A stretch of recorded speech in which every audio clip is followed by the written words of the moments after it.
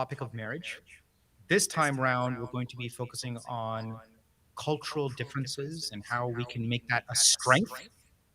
And even if it is a difference, it should not be leading to any indifference. So, our guest today, remote, is Imam Shakir from the Islamic Center of Oshawa. So, Imam Shakir, welcome to the show. Barakallahu feekum, jazakallahu khairan. Assalamu alaikum wa rahmatullahi wa barakatuh to yourself and all the listeners. It's an honor for me to be invited and to be allowed to be part of this amazing initiative and to take part. May Allah subhanahu wa ta'ala accept from everybody.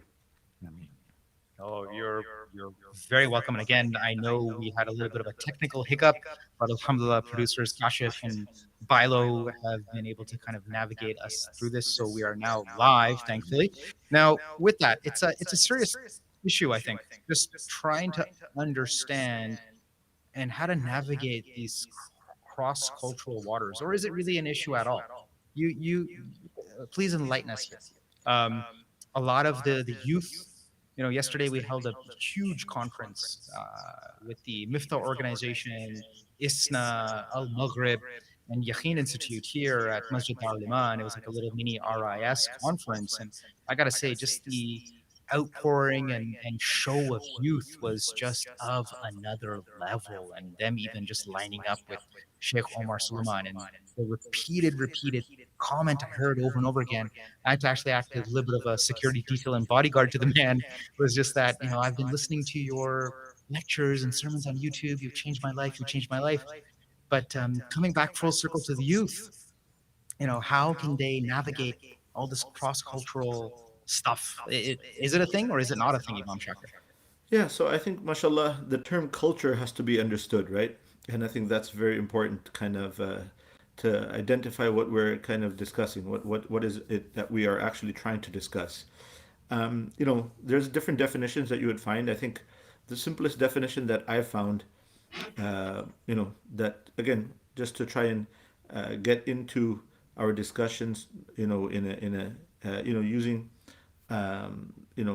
understanding the terms properly, right? So, culture, the Cambridge Dictionary Online has defined it as the way of life of a particular people, especially as shown in their ordinary behavior and habits and their attitudes towards one another, right? So, when we say culture and then cross culture, we're gonna have to understand that, I guess for our discussion here, I'm assuming we're talking about, you know, children that are, uh, you know, children of immigrants, and those immigrants themselves, because most of us are immigrants. Like I am, born and raised here in Toronto, but my parents migrated from India, and so, for me, culture has, is a challenging term because I've only been back to India, or I only went to India. I wouldn't say back to India. I never came from there, but I went to India two or three times in my life, and only once when I was actually, mature enough to understand the settings around me. Otherwise, I was a child, and every time I went, it was just for a couple of days, or a couple of weeks. So really never got to understand that lifestyle. And so for me, culture would mean, what I've seen in my home growing up, and then what I've seen in my society growing up. And so, uh, you know, for parents that have migrated over here, um, they would understand maybe culture as what the culture that they brought with them, and the culture of what they see as their roots, and Right. what they might classify as back home, right? Yes. And for a young person that's growing up here, if they're first generation Muslims, they might have this challenge of understanding the culture within the home and the culture outside of the home, right? Because again, culture, as we just understood, is just the way people behave, right? And what their common traits are, and so, what they would see as their life, right? And so, for somebody like myself, when I was growing up, you know, going to school and being involved in the society, I used to go and play hockey. My dad would sign me up every year to play in a house league, and so my hockey teammates were predominantly non-Muslim, and so to be around them, culture would mean what I would see from them. That would be the culture outside of the home. Then when I would be inside of the home, there'd be a culture. Well, you're Indian. This is what we do, and this is how we behave. And obviously, for us as Muslims, cultural practices are supposed to be within the boundary of the Deen, meaning that that which the Deen permits would be fine to behave as, and what the Deen prohibits would be prohibited for us. So, when we talk about culture and then cross culture, we have to understand, how do we identify, that culture, what the culture of a child is, or the culture of a young person is, and how does that challenge them in mixing with another culture? So I think that what generally is the reason for this type of discussion is because children are brought up inside of the home, and sometimes with very strong you know uh, cultural practices within the home, right? So, what they eat, the foods that they're generally commonly eating, the way that they dress, the way that they interact with one another inside of the home, the way that they interact with their families, what they Yes. might understand as, what is right, who is right, it's right to interact with, and how they should interact with them, how it's expected to them to have adab, right? Discipline, right? What do you mean by the correct type of discipline in interactions with the family members, and how does a person navigate or their customs inside of their homes. So you know I think that's where the challenge becomes that what we're talking about, or what we seem to be talking about, is that there's strong cultural practices, and that come from a different set of backgrounds, right? So, if I'm Indian, and then I have, or my parents are Indian, then what I'm assuming we're talking about is that if I have an Indian culture and somebody else has a Pakistani culture, or a Bengali culture, or an Arab culture, an African culture, then for me to mix with them would mean that how does that take place? Is that what we're kind of referring to? I think so. I mean, Um, Dr. Rashid? I was going to say, Imam Shakir, what I have seen is negativity usually in this perception is when this becomes apparent. So let me give you an example. Um, a few years ago, I know that there was a young brother who accepted Islam, and he was of the darker skin background. And I know that when he proposed to a sister, he was a practicing Muslim, he was doing all the things we would expect from a young man, more than the average person would do. But he found himself facing rejection because he was a different skin shade. And there I distinctly felt, Imam Shakir and the Mushtaq, that the issue was not culture. The issue was actually racism. And sadly, it was hiding skin deep. And although all kind of reasonings were coming forward as to saying this gentleman has a different background, he has different, belief system wasn't an issue, but perhaps the issues that could have been counted as issues were, but he is so different from us. And the more I questioned this, because I was involved in the counseling of the situation, or at least I was involved as an elder, the more I talked about, the more I realized it really is about the skin shade. It's a very thinly veiled, really racial. That's all I can call it.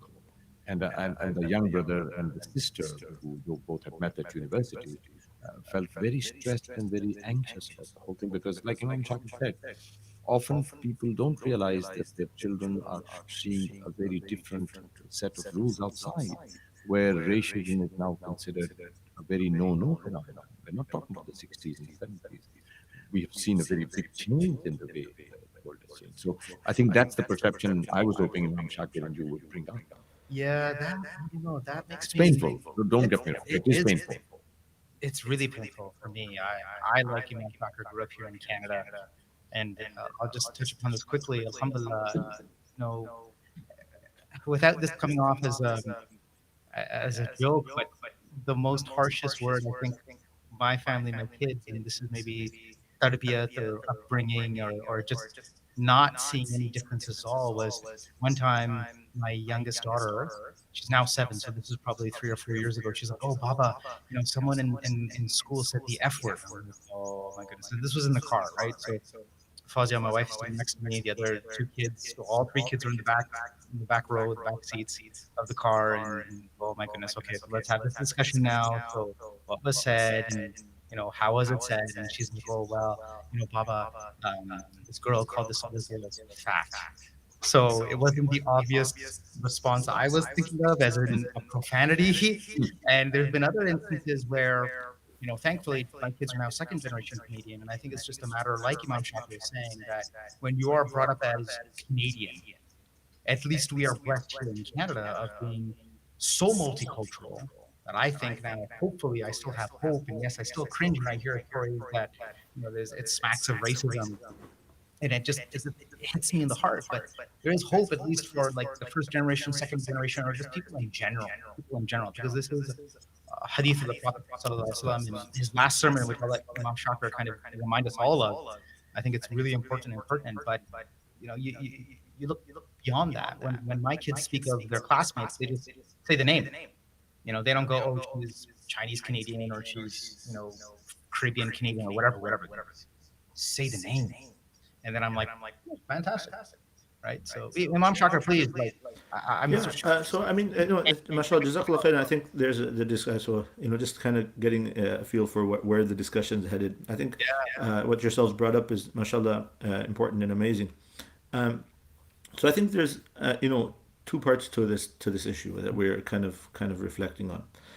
First is that naturally this child, like myself, if I was to take my own example in a sentence, that when I was growing up within the home, there was certain strong practices, and that would shape my life. And then there were certain strong practices outside of the home, which were not, kind of reflected within the home, right? So when I was at school, lifestyle at school, and so that would be my cultural practice as a Canadian, right? It would be both what was in the home and outside of the home, and so that cultural compatibility itself, it has its own kind of challenge, right? So the first thing is to understand that there is a culture that a person has. Sometimes young people cannot identify their own culture, and sometimes the parents of those young people are not able to understand the culture that they can't really explain or define their own culture exactly, but they have an understanding of it, and they can't understand the culture of the young person. So when it's a mixture of cultures, because culture is just the idea again of a person's behavior and the way that a person behaves.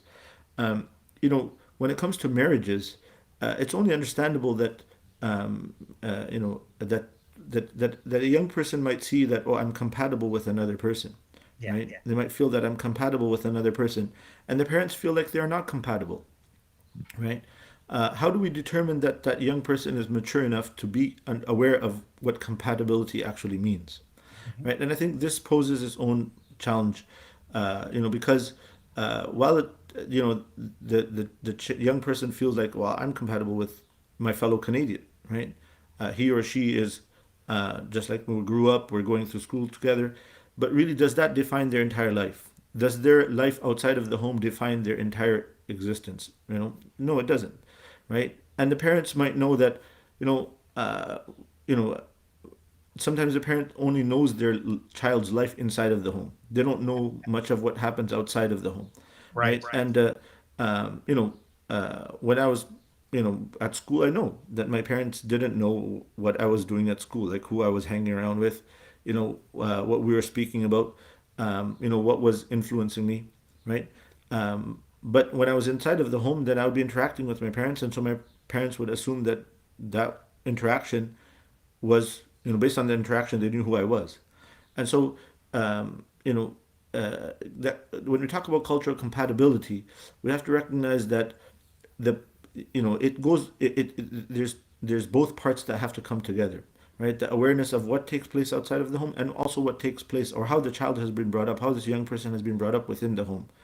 And you know, if the the parent feels like this young child of mine, the son or daughter of mine, doesn't really understand who they actually entirely are, because marriage is not just about the idea of living with somebody, right? It's actually being able to get along with them, right?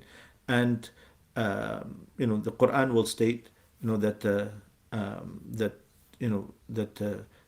that there's two phases to a marriage, right? There's the first phase of muhabba, or the romance phase, right, where a person is actually involved, in a more romantic fashion with their spouse, and it's supposed to be that case, right? And then the second phase is of rahma and mercy, and while their awareness, or their understanding that I'm in love with this person, or I love this person, or I'm able to be intimate with this person, or I feel attracted to this person, it might be that their own personal practices are not clear to themselves and to their spouse, right? And so, or it's supposed to be, or who they want they're supposed to be. And so that affects at a later stage, when they get over the romance phase, right? Do you actually, are you fine? You might feel like you're fine with the idea of, well, yeah, it doesn't really matter what foods we eat inside of the home. It doesn't really matter how we celebrate Eid. It doesn't really matter, how we interact with our wider family, right? Those are things that are not given consideration many a times at the beginning, and the parents already feel challenged by that when when this young person is trying to bring in somebody that is from a different culture, right? So the young person feels like, well, I can get along with this person. We grew up together. We know one another. We've gone to school together. Many times the case is they've gone through school for many years together, right? They've interacted with one another inside of their schools as well, right? I know of one case, for example, where the young boy and girl were both in the MSA, right? They were in the MSA for a number of years, doing events together, and the parents didn't really know, right? And on one side, one family was open to the idea. On the other side, the other family was very closed, because they came from a very strong cultural background, right? Or practices inside of their home, which they understood as their culture. And so they felt like the child that their daughter or son was somebody that they knew in a particular way, and would not be compatible with this individual that the person felt like they were compatible with. How do they now reflect that? How do they now explain that? How do they now ensure? Should a parent feel happy just saying, well, you know what, yeah, whoever you choose, we're fine with, or does the parent have a position to say, I know you think that you're fine with this person, but knowing you know, I don't feel like you're fine with that. Or can the parent say that, right? Can that come across in clear words? Is it possible? So I think situations differ, families differ, and we can't really put blanket statements on these situations. And I mean, I like to, I'm not sure if yourselves have. I'm sure I know that. I think you did a session with Mufti Abdul Rahman, but this kitab, healthy, a handbook of a healthy Muslim marriage, is one that I like to refer to. And he really goes into the discussion of cultural compatibility, right? And it explains this matter. He gives it a separate chapter, right? Because of what is the challenge, especially amongst first generation, I would say, more so than second generation Muslims, right? Um, you know, uh, for second generation Muslims, they're even in their cases, the parents might still feel like I know my child better than what my child actually feels like they know themselves as, right? And the child might disagree with that, right? And so there would be a clash of understandings of what the culture of, you know, the young person actually is, right? So, he does point out very importantly in this book, right, that, uh, that some young people attack their parents for emphasizing cultural compatibility. And he says, this sort of attitude reflects a level of ignorance regarding the place of culture in human society, right? And he adds in there, right, that you know uh, Islam is a social religion, and our social life is not restricted to our nuclear family. The modern emphasis on individualism, together with the breakdown of a family oriented culture, is causing many social problems. Mm. So I like what he says in this matter. Like he's trying to, what I'm understanding he's trying to say is that when this young person is so what's the view of the young boy or girl who's who sees themselves in defining their own culture, and their parent sees themselves in their own culture.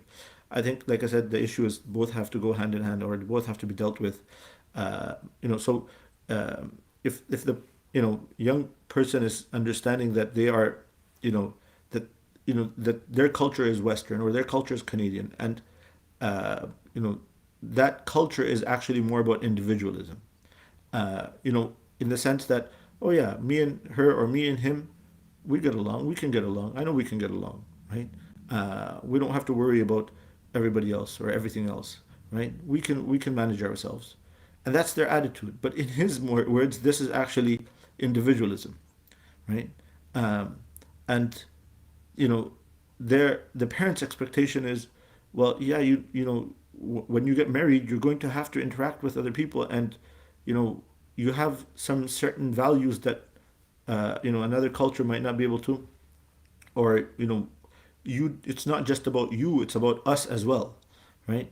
We are part of your marriage from the perspective that you are going to interact with us, and we're going to interact with your spouse, and that seems very challenging. So he actually does go on to actually say, in this discussion on cultural compatibility, he says it is the mundane issues of life, joyous occasions, interactions with the wider family, and circles of contacts, customs, and traditions we build up that make up life. He says some family members may be sensitive to these issues. Um, and so he says marrying someone who is in tune with will make things a lot easier, right? So it depends on how sensitive some families are to certain matters, right? Mm. Yeah. And that could pose its own challenges, right? In some cases, family members are not so sensitive towards that. They don't mind, right? The parents themselves are very happy with the idea that you can lead your life as you like, right? I think though, But Imam Shakir, yeah, it's sorry. not so much about. I'm going to take a little bit of issue with kind of using the parallel of being Canadian as um, individualism, right? I mean, you and I both grew up here in Canada, and for me, first and foremost, it's being a Canadian Muslim, right? So if you know, with my kids, I'm even now telling them, hey, in the future, whoever you decide to marry from whatever background, as long as they're a good Muslim and they have strong deen, right, strong faith. So it's to me already. You may say yes, he's just a first generation Canadian, his kids are second generation, but to me, it's a matter of are you a good Muslim first and foremost? And I always now go back to an earlier concept from the podcast of halal kosher, right? This is what all the kids are talking about. This, and Dr. Zehan's laughing, but it was a real eye opener to me. These youth, these teens were saying, hey, yeah, he rocks a beard already. He don't even bring a though, but in the car he listens to music. So is that still enough for me? Is that still halal enough for me? Yes, yes. I can still get along.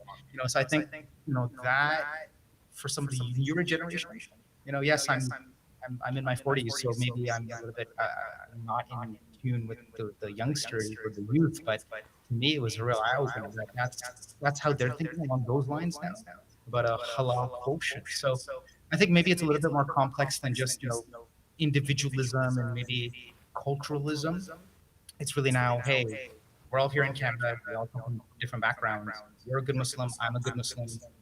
Let's get married. But yes, I'm always going to be a pro advocate for, if you are of that age and if you want to get married, then, I think we're all challenged, Imam Chakra, is if you were presented with two youth and they wanted to get married, what advice would you be able to give them to helpfully or hopefully convince their parents that yes, they're young, they want to get married, it's the right thing as the dean tells us. How would you counsel them?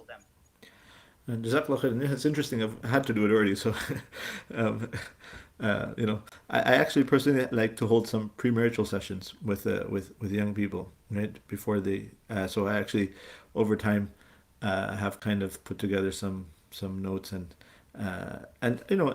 so the idea I'm trying to say is that, and what I think, believe Dr. Mufti Abdul Rahman is trying to mention as well, is that it's not the idea that that having different backgrounds of some sort is a problem, right? Or that they can't get along with it.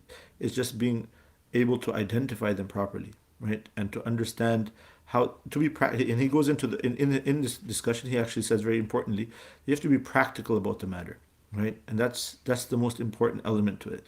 And he actually, interestingly, Brother Mushtaq, he actually quotes the hadith of the Prophet ﷺ, where the Prophet ﷺ says that إذا خطب إليكم من ترضون دينه وخلقه, that when the one whose deen and akhlaq proposes to you, then you should get married. إلا تفعلوه, if you don't, there's going to be fitna and clear corruption. There's going to be challenges to one's faith, and there's going to be clear corruption. He says this hadith doesn't have to be taken literally, right? What do because cultural practices are still part of deen, as long as they don't go against the deen. So, a person has to be practical, and he actually quotes a case of his, a case that he himself had to deal with, where, this whole idea of, well, I'm a good Muslim and she's a good Muslim, so we can get along. But that's not practical living, right? Because you're not praying salah 24 hours of the day or reading Quran 24 hours of the day to understand that that's deen, right? So, if the two individuals feel like they are compatible, and they feel like the parents are not going to understand that compatibility, they have to be sensitive towards that. And I think that's very important. If I know that my parents have a strong cultural background in a certain sense, and I don't see myself, necessarily, being bound by that culture, but I have to be willing to be sensitive towards that.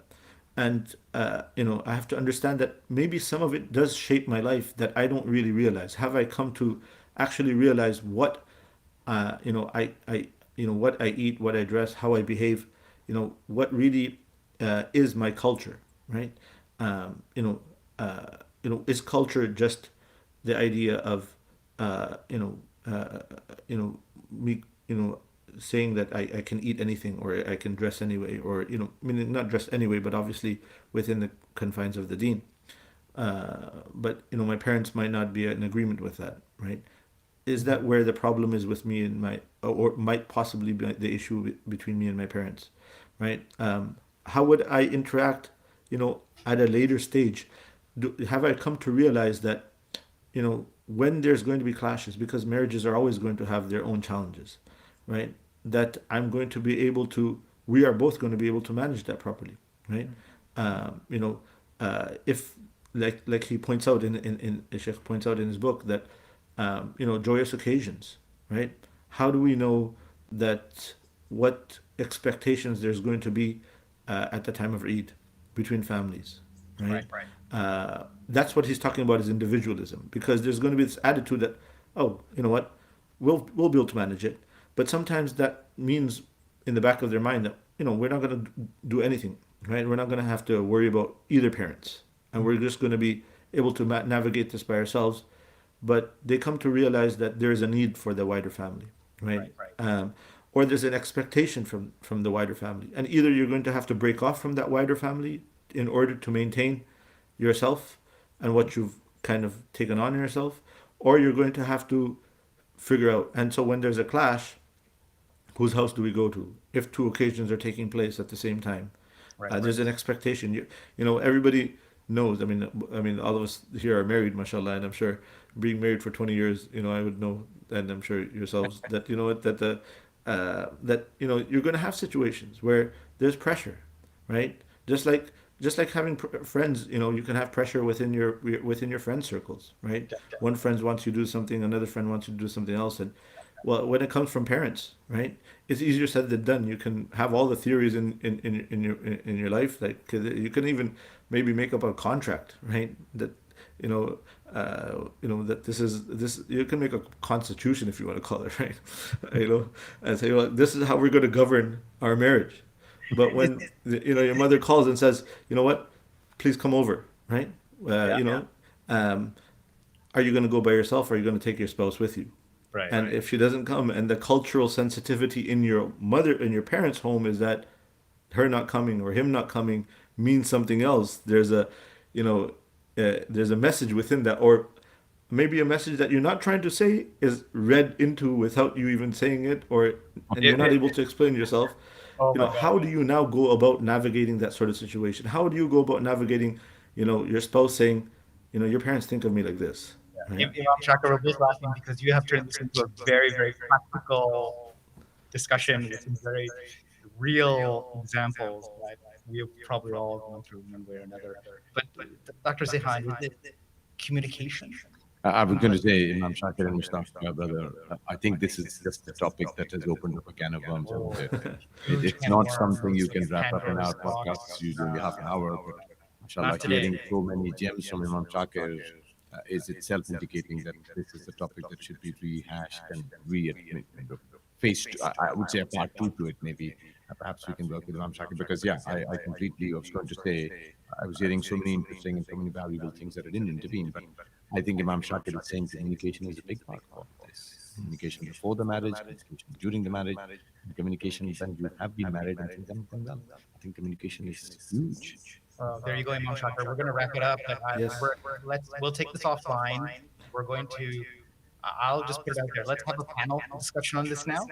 Sure. Let's have at least two more guests, and it'll just be like four or five Sure. of us, and then let's just hear like all differing points of view. Because, like Dr. Khan is saying, Much, much. this is a very, very complex topic Much, much. with some Yeah. very real examples, and I think a lot of people will benefit because they've probably either gone through it and are grappling with it, or they're just on the cusp of going through it, or they're kind of in that situation right now and trying to navigate these waters, In right? some Like cases, it hasn't worked out, so they've realized what Imam Shakir just said. Hey, I didn't think about it, but you know what? Three years later, thing blew up in my face. yeah, especially when you get that call from mom. So we'll leave it at that. And Imam Shakir, let's keep this offline and definitely, as Dr. Zan has been, hash this out for our viewers and our audience.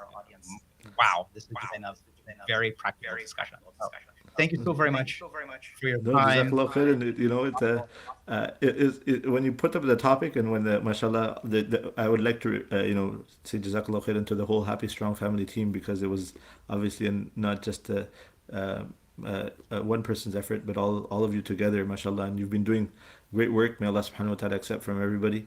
Coming up with this topic really put me into a position to try and put some notes together, and so, it forced me to kind of know what to say, like, how to even look at it or think about it, and sometimes you know something, but you're not sure how to express it. So, no, I really think it's important, and I know that's it's a very important discussion that needs to be had. So I say Jazakallah khairan to yourselves for even, putting it together, allowing me to be part of it, and I'm looking forward to another opportunity, if possible, to continue with these discussions and any other way I can contribute, inshallah ta'ala. Jazakallah khairan once again. Oh, you're most welcome. So, Imam Shakir, on behalf of myself and Dr. Zihan, thank you so very much for joining this. We'll change it up. We could end on a spiritual note. We could provide us with a dua, a short dua to benefit us all. And that's how we'll end today's show. inshallah, inshallah. اللهم انت السلام ومنك السلام تبارك ربنا وتعالى يا ذا الجلال والاكرام اللهم لك الحمد كما انت اهله فصل وسلم وبارك على سيدنا محمد ما انت اهله وافعل بنا ما انت اهله فانك اهل التقوى واهل المغفره. O Allah, forgive our sins, have mercy upon us. O Allah, that which we were able to say and discuss, O Allah, make it a means of khair and barakah and rahmah and hidayah and nur, a means of guidance and awareness and benefit for us and for us that we're discussing, for all the listeners and for all for all the ummah in both worlds. O Allah, accept all of the efforts of the Happy Strong Family organization and all of those that are part of it and all of those efforts that are being made in a similar manner to try and assist the ummah. Allah, all of these efforts that are made to try and be a means of guidance and a means of help for the ummah and assistance for the ummah. Allah, accept all of them. Allah, all of our youth that are struggling. Allah, all of our youth and anybody that's struggling, any Muslim that is struggling, especially with marriage issues or issues that we touched upon, especially. Allah, guide them. Allah, keep us all in your guidance. Allah, guide us in our ways. Protect us from being misguided or protect us from the shaitan and the evil of ourselves. Allah, those youth that are struggling with trying to get married, Allah, make it easy for them to get married. Those youth that are struggling with acceptance from their parents, Allah, make it easy for their for the relationship between them and their parents. Those youth that are in any situations, Allah, in situations that they know that they shouldn't be in, Allah, that are looking for guidance to be able to find a way out. Allah help them Yeah. in these matters. Allah, those youth that are involved, Allah, in matters in haram, and anybody, any Muslim that is involved in haram, especially in relationships with the opposite gender, and in matters that deal with their one's shahawat and one's personal desires, Allah, where they aren't able to navigate themselves properly, aren't even aware maybe of what should be, what is right and what is wrong, and how to maintain one's chastity and nobility and dignity. Allah, guide them towards chastity and nobility. Allah, protect us all in our nobility and chastity and dignity. Allah, and all the good which the Prophet ﷺ requested from you. Allah, grant us all of that good through your mercy, all the shar which the Prophet ﷺ has to be saved and protected from. Allah, save us and protect us from that shar. Allah, accept all of our efforts. Allah, reward our parents. Allah, have mercy upon us and our parents. Allah, reward them as they had brought us up when we were young. ربنا تقبل منا إنك أنت السميع العليم وتب علينا إنك أنت التواب الرحيم وصلى اللهم وسلم وبارك على سيدنا محمد وآله وصحبه أجمعين سبحان ربك رب العزة عما يصفون وسلام على المرسلين. Imam Shakir, beautiful dua. Beautiful dua. Thank you so very much. I think we should make this a regular part of ending every podcast session. Such a good dua. And it just all the means more for you to come back and with a larger for us to discuss this and tackle this can of worms that surrounds it. So we'll end the show here and tune in often. This is Brother Mushlan from the Happy Strong Family Team, wishing everyone a great day.